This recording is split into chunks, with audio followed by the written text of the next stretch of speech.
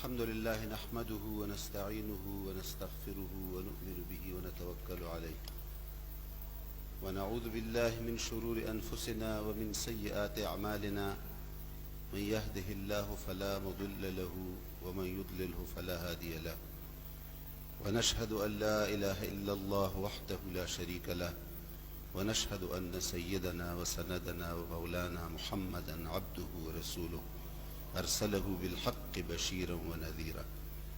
أما بعد فأعوذ بالله من الشيطان الرجيم. بسم الله الرحمن الرحيم. ترى المؤمنين في توادهم وتراحمهم وتعاطفهم كمثل الجسد الواحد إذا اشتكى منه جزء عضو تداعى له سائر الجسد بالسهر والحمى أو كما قال صلى الله عليه وسلم.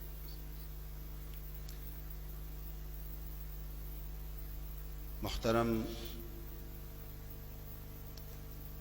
इरादर बुजुर्ग आयतुल्लाह जन्नती व बिरादरान व खाहिरान من میخواهم که در فارسی من که فارسی شکسته است گفتگو به شما بکنم. ما بسیار ممنون هستیم برای این تقریبات که منظور این است که مسلمانان جمع شوند، یک صف شوند و اخوت و محبت پیدا کنند و مسائل خود را حل کنند و برای حل مسائل خود مشاورت کنند. ما ممنون هستیم که در این هفته وحدت و در این مقام که مجمع التقریب بین المذاهب است مسئله بوسنیا به طور مخصوصا مطرح شد و برای ما تجویز داده بودیم برای همه حرکات اسلامی در همه عالم که جمع شوند و فکر کنند که یک مؤامره است از طرف ملل متحد در بوسنیا بعض مناطق را سیف هیونز قرار داده بودند. سیف هیونز که برای شما جنت است، شما محفوظ هستید، هیچ حاجت برای ندارید که شما برای دفاع خود انتظامات کنید، اسباب بگیرید. اونها را اطمینان داده بودند که این برای شما سیف هیونز هستند و چون سربها به اونها حمله آور شدیم سلاح همراه مسلمانان نبود، دفاع از خود نتوانستند و ملل متحد به سربها گذاشتند. یک فاجعه بسیار کبیر است و برای مسلمانان در همه عالم یک صدمه عظیم بود. ما مشاورت کردیم و قرار شد که یک اجتماع ایمرجنسی میٹنگ ہنگامی، ما در اردو ہنگامی میں گونے میں تاری در یک مقام دایر میں شود. ما این تجویز دادیم بر همه حرکات اسلامی و الحمدلله پاسخ خوب آمد و اینجا یک تقریب بود و علما و دانشوران و روشنفکران از 28 دول اینجا جمع بودند و ما را هم دعوت کردند که ما بیاییم و اینجا در این تقریب شرکت بکنیم. همینطور در استانبول هم بعد از 3 روز یک جلسه دایر می شود و انشاءالله همه برادران همه عالم اسلام اونجا جمع شوند. سبب اصلی و عمده این فاجعه چیست؟ ضعف است. ضعف. اقبال فرموده است در یک شعر فارسی کہ ہے جرم ضعیفی کی سزا مرگ مفاجات. مرگ مفاجات سزای جرم ضعیفی است و ضعیف را هیچ کس احترام نکند.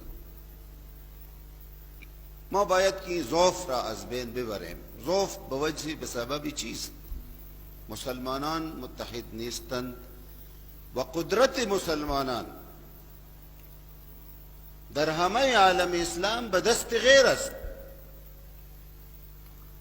فقط در ایران کافی نیست که اینجا انقلاب آمد. تشکیل دادن حکومت اسلامی در همه دول اسلامی لازم است. برای وحدت لازم است که حکومت اسلامی میں باشد، در دست اغیار نباشد. این سبب ضعف ماست، سبب تفرقه ماست که حکومت اسلامی به نفع اغیار کار می کنند. قدرت ایشان در دست ایشان نیست. شعب مسلمان عاطفه دارد. مردم مسلمانان در همه جا عاطفه اسلامی دارد. بسیار در صدمه هستند چون مسلمانان را می بینند که در فلسطین از فلسطین بیرون شدند و الان مجبور می کنند اونها را که شما بگویید که این فلسطین نیست، این اسرائیل است. و حکومت اسلامی ای را قبول می کند. در کشمیر که یک منطقه متنازعه است، از طرف قرارات ملل متحد قرار شده است که کشمیری ها خود ایشان فیصله می کنند که این با پاکستان می خوان که ضم شوند، جذب شوند او با انڈیا یا به هند می خوان. کشمیری ها خود ایشان این را ملل متحده حق داده است، حق تقریر مسیر، ولی هند به اونها هجوم کرده است و کسی که با کشمیری ها کمک میکند امریکی ها و همه سایر دول غرب میگویند که اینها به دهشتگردی و به تروریسم و به ترور کمک میکنند. در چچنیا ظلم است ضد مسلمانان و شیشان هیچ وقت روس نبود.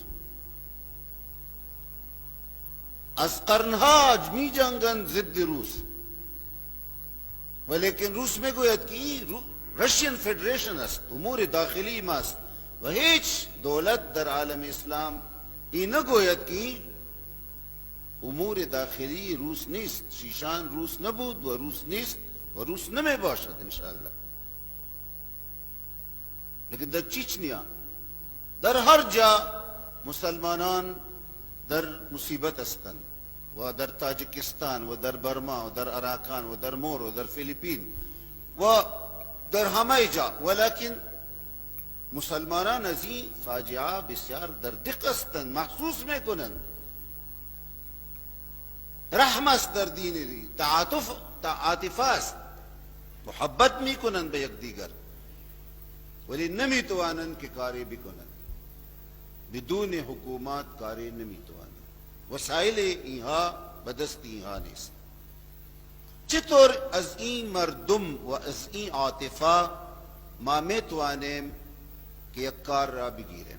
چرا که از اقوام متحده هیچ امید نیست. از اقوام متحده یعنی قبلا از ملل متحد یک لیگ آف نیشنز بود. لیگ آف نیشنز یونایتد نیشنز است قبل از این لیگ آف نیشن، جمعیت اقوام. از جمعیت اقوام اقبال فرموده بود که من از این بیش ندانم که کفن دزدی چند بهر تقسیم قبور انجمنی ساختند. همینطور اقوام متحده و ملت متحده، من از این بیش ندانم که کفن دزدی چند بهر تقسیم قبور انجمنی ساختند. ما باید که امور خود را مسلمانان در دست خود بگیریم.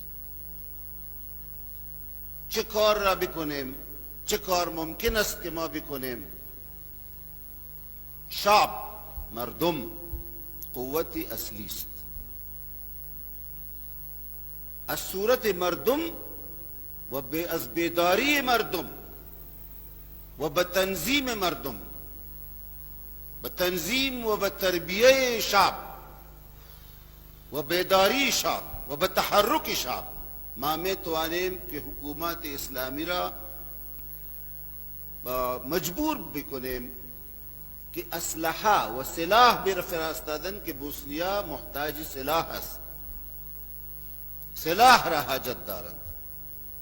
مردم و شعب و تودی سلاح ندارند و بدون کمک‌های و بدون اجازه حکومتها نمیتوانند که بوسنه بروند. باز مطالبه کنیم که مجاهدین را اجازت بدهند که به بوسنه بروند و تربیه کنند مجاهدین را. و ما حاجت داریم برای یک گروه مجاهدین without frontiers، مجاهدین بدون مرز که مرزها را نشناسند. یک گروه مجاهدین می باشد. ما داشتیم در افغانستان ولی از بین دست ما رفت. کمونیسم و شکست خورد و از شکست کمونیسم مسلمانان استفاده نتوانستند، نه در وسط آسیا، نه در تاجیکستان، نه در افغانستان. بوسنه و چچنیا و در وجود آمدند ولی در بسیار دق هستند. ما نتوانستیم که از این خلا که از سبب شکست و فشل کمونیسم در وجود آمده ما از این استفاده بکنیم. عالم همه ضرورت دارد، محتاج است برای یک نظام نه همراه کمونیسم بود نه کپیتالیسم نظام است. امریکا نظام نیست، فشل می شود، شکست می خورد، خلاص. این خلا را کی پر می کنند؟ امت محمد صلی الله علیه وسلم می تواند که پر کند. ولكن امت محمد صلی الله علیه وسلم در انتشار و در تشتت است. وظیفه و جیبه علماء کرام است. ما الحمدلله از وحدت هم یک تجربه در پاکستان داریم. 5-6 ماه پیشتر از پاکستان شما شنیدید که اونجا تشتت است و شیعه و سنی می جنگند و بسیار قتل و مقاتله است. ما از طریق بحث مذهبی این وحدت نتوانستیم. ما از طریق محبت و از طریق رفتن و آمدن و نشست و برخاست و ایجاد کردن اعتماد و ایجاد کردن صله محبت و اخوت در این باره کامیاب شدیم. ما اینجا فکر نمی کنیم که ما از طریق این بحث و تمحیص در مسائل، که از بحث و تمحیص مسائل دیگرم در وجود می آید، ولیکن از اعتماد و ثقه و به مشترکات جمع شدن. ما عقیده مشترک داریم، توحید عقیده مشترک ماست، رسالت عقیده مشترک ماست، آخرت عقیده آخرت، رسالت عقیده مشترک ما، عقاید مشترک داریم. ما قیادت مشترک داریم، ما هدف تا ما قائد داریم حضرت محمد صلی الله علیه وسلم. ما مشترکات بسیار داریم، قبله یک است، کتاب یک است، ما یک کتاب داریم که همه ما به هوا متفق هستند. ما وحدت سیاسی و وحدت سیاسی از نشست و برخاست و از آمدن و رفتن و نشستن این حاجت دار. وحدت سیاسی مهمتر است، مهمتر از این صورت است که اگر شما اینجا شیعه اینجا نماز بخوانند و سنی اونجا و سلفی جای دیگر هیچ نقصان نکند. اگر جماعی و اگر در میدان جهاد ما متفرق هستیم باز نقصان است، بس فشل می شود. وحدت سیاسی بسیار مهمتر است که از عدم وجود وحدت سیاسی ما شکست می خوریم. اگر یک جا نماز نخوانیم و یک دیگر را احترام داریم، یعنی ما باید یک جا نماز بخوانیم ولیکن اگر یک جا نمیم خوانیم بازم اگر احترام باشد ما میتوانیم، ولیکن بدون وحدت سیاسی در میدان جهاد باید صف واحد شویم.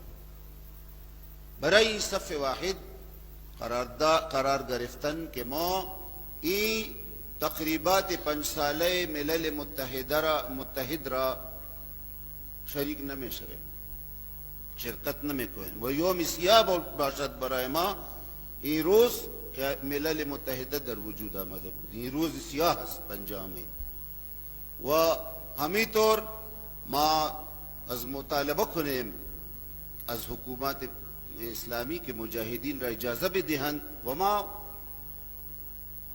برای فرستادن مجاهدین آماده هستیم، آمادگی کامل داریم از طرف مسلمانان پاکستان و از طرف ملی یکجهتی کونسل که شورای متفقه است از همه علماء اسلام، شیعه و سنی و بریلوی و دیوبندی و اهل حدیث و همه گروه ها که شورای متحده است در پاکستان. ما از این ما قرار گرفتیم در جلسه سابقه، ما برای این آماده هستیم که مجاهدین را بفرستند. ما مطالبه کنیم از حکومت که فرصت بدهد و راه را آواز کند و اسلحه بفرستاند اونجا و ما مطالبه کنیم که بطرس خالی را در هیچ دولت اسلامی استقبال نکنند و مطالبه کنند که استقاله شود از ملل متحد. ما ممنون هستیم آقا، بسیار ممنون به برادران و خائران. والسلام علیکم و رحمت الله و برکاته.